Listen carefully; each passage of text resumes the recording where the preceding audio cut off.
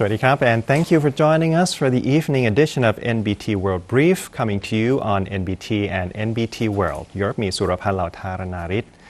Prime Minister Anutin Chanvirakul led members of the cabinet in a wreath-laying ceremony to commemorate King Chulalongkorn Memorial Day, honoring the benevolence of King Chulalongkorn. The ceremony took place at the King Chulalongkorn Monument on the grounds of the Dusit Palace. Prime Minister Anutin paid respects and laid 3 wreaths on behalf of the Prime Minister, the Cabinet, and the Ministry of Interior to mark the anniversary of King Chulalongkorn's passing on October 23rd.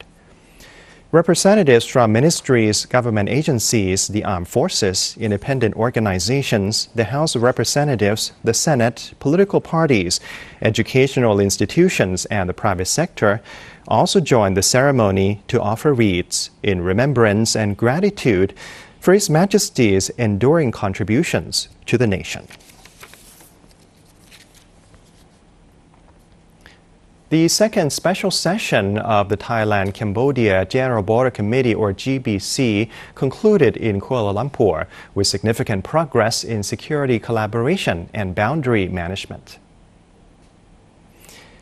Thai Defense Minister General Nattapol Nakpanit and Cambodian Defense Minister General Seha signed the joint outcomes of the meeting, reaffirming bilateral commitment to peace and cooperation. Both sides agreed to finalize the terms of reference for ASEAN observers to supervise the withdrawal of heavy weapons, with Thailand's 2nd Army Region and Cambodia's 4th Regional Command leading the implementation. The meeting also achieved consensus on a standard procedure for landmine clearance along border areas, including disputed zones, marking Cambodia's first detailed engagement on the subject. Thai and Cambodian police finalized a joint action plan to combat cybercrime networks impacting citizens of both countries.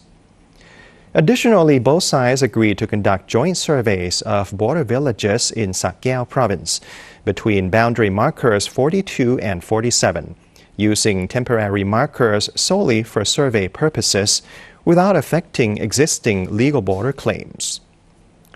General Nattapol emphasized Thailand's commitment to achieving tangible progress on all issues, aiming to promote peace and stability between the two nations and across the ASEAN region.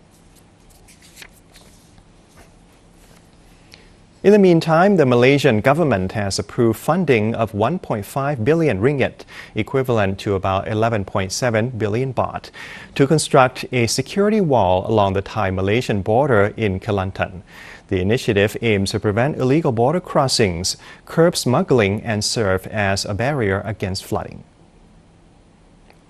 According to Malaysian news agencies, the project was announced by Datuk Mod Yusuf Mahmud, Kelantan State Police Chief, who stated that the National Security Council had recently confirmed the approval. The wall will stretch from Tumpat to Tanah Merah, covering a large portion of Kelantan's border with Thailand. It has already been reviewed by the National Security Council and key government agencies, and is now entering the tender and bidding phase ahead of construction. Datuk Mod Yusuf added that the wall will serve 2 key purposes. These are strengthening border security by reducing illegal trade, human trafficking, and cross-border crimes, while also acting as a flood defense structure. Authorities explained that the project highlights Malaysia's broader strategy to enhance national security and disaster preparedness, offering both physical protection and long-term resilience for border communities.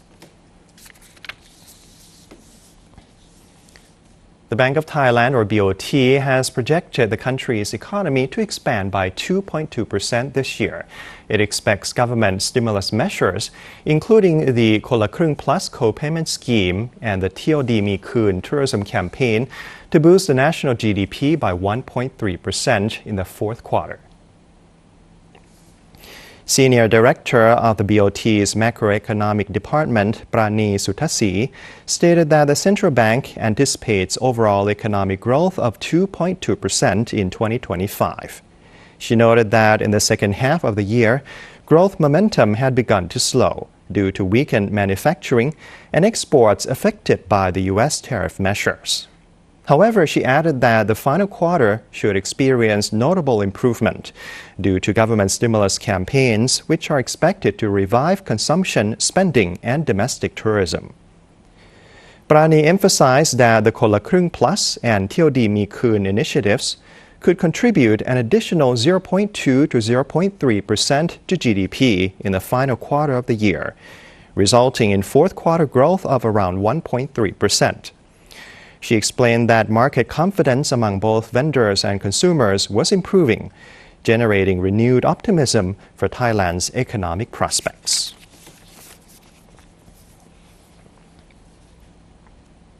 UN Secretary-General Antonio Guterres warned that the rules-based global trade system is in danger due to mounting national debts, rising tariffs, and widening inequality.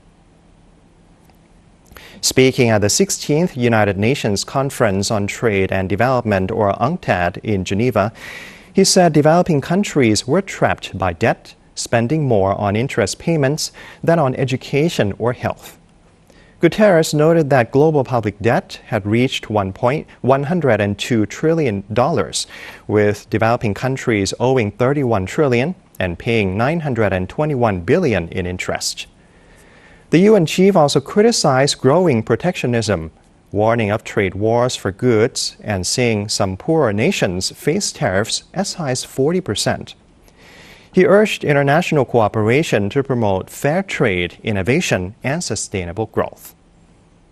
UNCTAD chief Rebecca Greenspan announced the creation of the Sevilla Forum on Debt to address the crisis.